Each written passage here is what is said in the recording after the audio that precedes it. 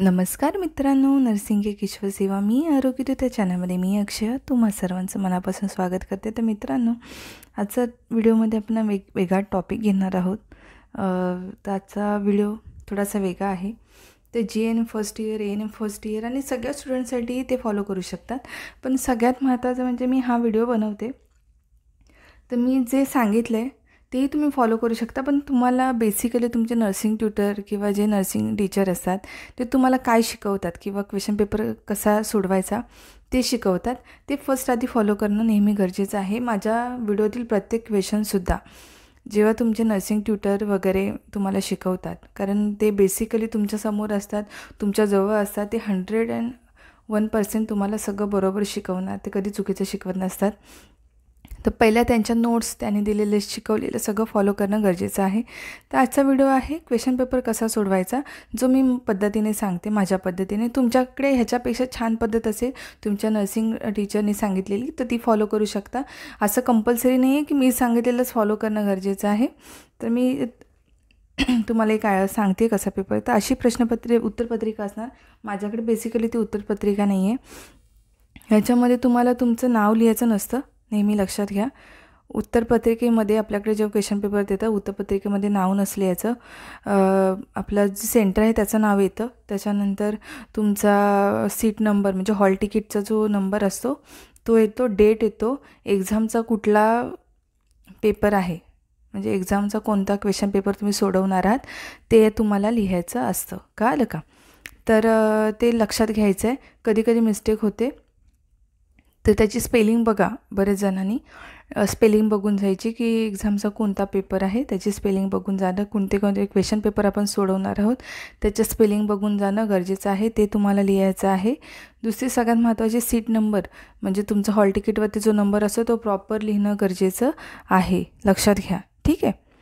आणि अशा प्रकारे हे वरती हा पॅराग्राफ असतो. इथे माझ्याकडे ती उत्तरपत्रिका नाही आहे, मी तुम्हाला एक डेमो म्हणून सांगते, तर लक्षात घ्या तुम्ही. आणि खाडाखोड अजिबात चालत नाही आहे. तर नंबर लिहिताना आता कधी कधी कसे एक्झामिनर असतात ते तुम्हाला म्हणजे जे हॉल तिकीट जेव्हा हॉलमध्ये असतात तर काही टीचर सांगतात की तुम्हाला खाडाखोड वगैरे ह्या इन्स्ट्रक्शन देतात, पण तुम्हाला माहिती असायला पाहिजे पेपर लिहिताना ते पेपर वाटून झाल्यावर ते फटाफट नाव लिहिलं वगैरे अशा मिस्टेक करायच्या नाही आहेत. बरेच जण अशा मिस्टेक करतात आणि मग प्रॉब्लेम होऊन जातो. तुमचा जो क्वेश्चन पेपर आहे तो ग्राह्य धरला म्हणजे उत्तरपत्रिका ग्राह्य धरली जात नाही. तुम्ही फेल होऊ शकता जरी तुम्ही छान उत्तरपत्रिका सोडवली असेल तरी. क्वेश्चन पेपर तुमचा छान सॉल्व करून झाला असेल तरीसुद्धा बऱ्याचदा होतात. तर अशा प्रकारे उत्तरपत्रिका असे असं समजा. तर त्याच्यानंतर तुम्हाला अशा लाईन मारून घ्यायचे 3.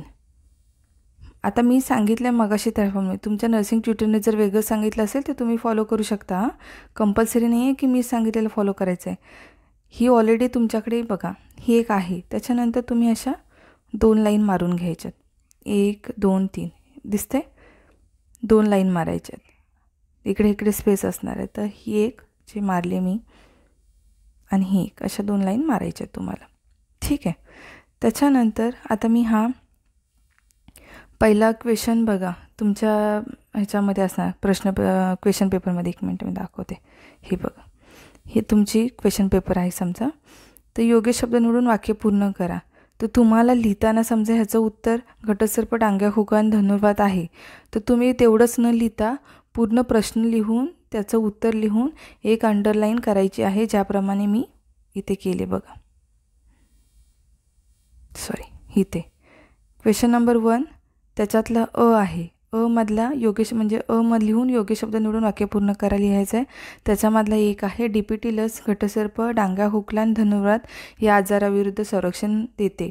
तर हे तुम्हाला व्यवस्थित लिहून एक अंडरलाईन करायची आहे. ओके, एक अंडरलाईन करायची आहे म्हणजे हे उत्तर आहे. हे एक्झामिनर जे चेक करतात क्वेश्चन तुमचा आन्सर शीट वगैरे चेक करणार तर त्यांना समजायला पाहिजे. नाहीतर मग त्यांना नाही कळलं तर आता ते व्यवस्थित तुम्ही लिहायचं आहे. डायरेक्टली लिहू नका, तुम्ही त्याचं क्वेश्चनसोबत आन्सर लिहायचं आहे. तर अशा प्रकारे तुम्ही लिहून घ्यायचं आहे, ठीक आहे. त्याच्यानंतर कसं असतं माहिती आहे, प्रत्येक नवीन प्रश्न नवीन पानावरती सुरुवात करायचं. सो ब क म्हणजे तुम्ही प्रत्येक प्रश्न म्हणजे ब क हा वेगवेगळ्या पानावरती नाही म्हणजे स्टार्ट केला तरी चालेल, नवीन आता इथे बघा क्वेश्चन नंबर असे तुमचे दुसरा प्रश्न तिसरा असे एका ह्याच्यावर झालं, ठीक आहे, की तुम्हाला फिलिंग द ब्लँक्स किंवा मॅच द फॉलोइंग जे असणार आहे तुमचे जे तुम्ही लिहिलेले आहेत, ठीक आहे. तर ते तुम्हाला इथे तुम्ही समजा मॅच द फॉलोइंग आहे, तर ते तुम्ही कसं लिहायचं ते मी तुम्हाला सांगते. तर आता आपण ना बघूया. क्लोरीन वायू, दूध, रातांधळेपणा, ART आणि अमायनो ॲसिड. तर हे ह्याच्या योग्य जोड्या जुळवायच्या आहेत. तर ह्या आन्सर शीटमध्ये लिहिताना कसं लिहायचं तुम्हाला, क्लोरीन वायू म्हणजे पाण्याचे शुद्धीकरण असं हे करायचं आहे आणि त्याच्यापुढे आपलं पाण्याचे शुद्धीकरण हे तुम्हाला उत्तर लिहायचं आहे. अशा जोड्या लावणं हे चुकीचं आहे, हे नेहमी लक्षात घ्या. तुम्हाला प्रॉपर जोड्या लागवायच्या आहेत, ठीक आहे. म्हणजे तुम्ही आता इथे लिहिलं मध्ये क्लोरीन वायू लिहिलं,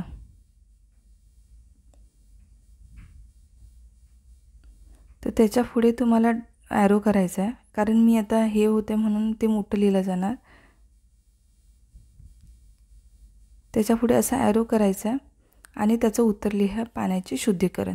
तर तुम्हाला इथे ह्या स्पेसमध्ये मध्ये 1 करून योग्य जोडा लावा इथे येईल. 1 करून इथे क्लोरीन वायू लिहिलं, मध्ये ॲरो काढून पाण्याचे शुद्धीकरण.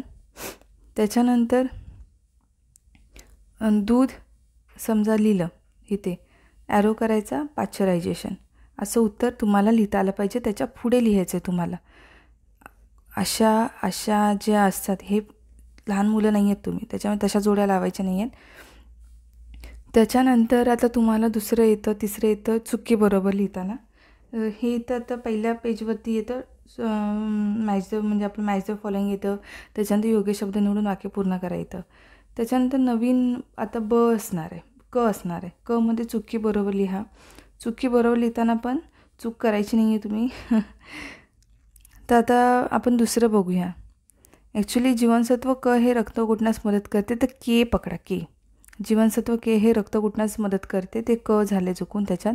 तर हे बरोबर आहे, जीवनसत्व के हे मदत करतं, तर बरोबर आहे. तर तुम्हाला लिहिताना काय करायचं आहे, आता नवीन पेजवर स्टार्ट करायचं आहे. तुम्हाला स्टार्ट करताना नवीन पेजवर स्टार्ट करायचं आहे. आलं, योग्य चुकी बरोबर लिहा, ठीक आहे. कारण मला असं लिहिता येत नाही ह्याच्याने, तर लक्षात घ्या तुम्ही. तिथे झालं, इथे चुकी बरोबर लिहा झालं. त्याच्यातला एक जीवनसत्व हे, किंवा आपण दुसरं बघूया. तर आता बघूया जीवनसत्व हे जीवनसत्व हे रक्त गुटण्यास मदत करते, ठीक आहे.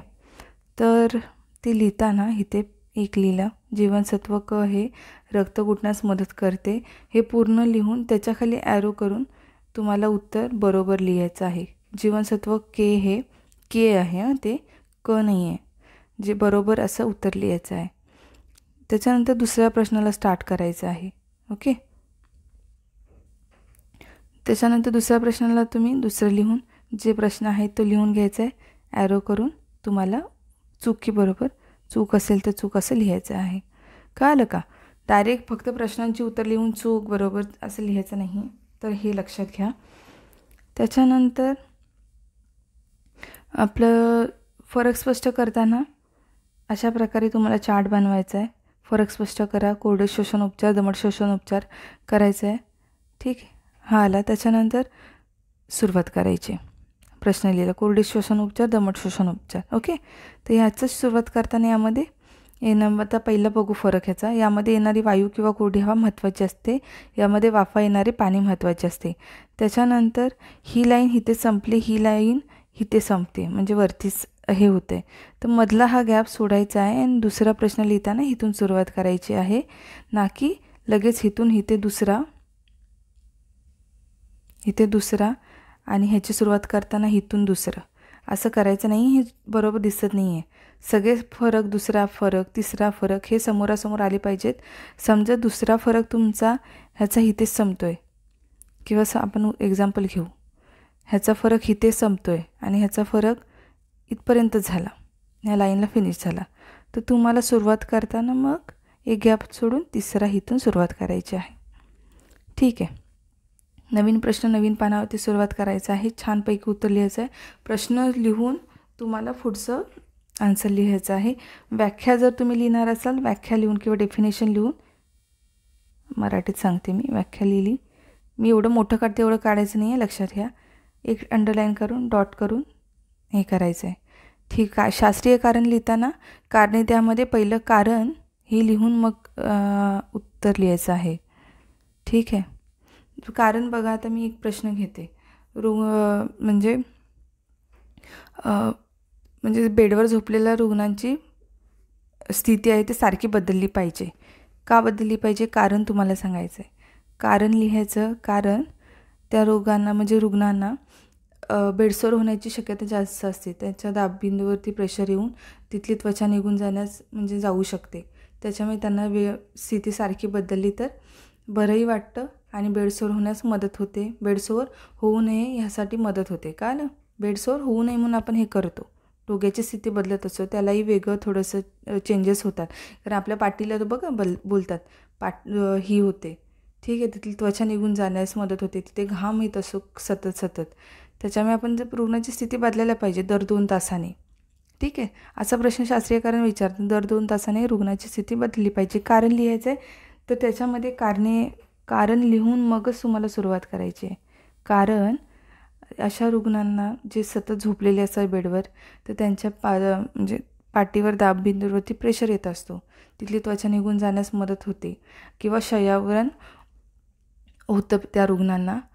आणि मग शयावरण होणे परिचारिकेच्या ह्याला कालिमा आहे. काल तुमच्या ड्युटीमध्ये किंवा तुम्ही काम म्हणून करता, तर अशा पेशंटला बेडसोर होणं हा कालिमा आहे. तर त्याच्यासाठी तुम्हाला पेशंटची रुग्णांची स्थिती बदलली पाहिजे 2 तासांनी. बेसिक कारण आहे बेडसोर होऊ नये म्हणून, आणि रुग्णाला बरं वाटतं त्याच्याने थोडंसं ही पोझिशन ती पोझिशन घेतल्यावरती. तर अशा प्रकारे तुम्हाला लिहायचं आहे. क्वेश्चन पेपर बघा, मला जेवढं सांगता आलं तेवढं मी सांगितलं आहे. अजून काही क्वेरी असेल तर विचारा, मी अजून बनवण्याचा प्रयत्न करेन. तर लवकरच भेटू आपण पुढच्या व्हिडिओमध्ये. तोपर्यंत काळजी घ्या, मस्त राहा, स्वस्थ राहा. धन्यवाद.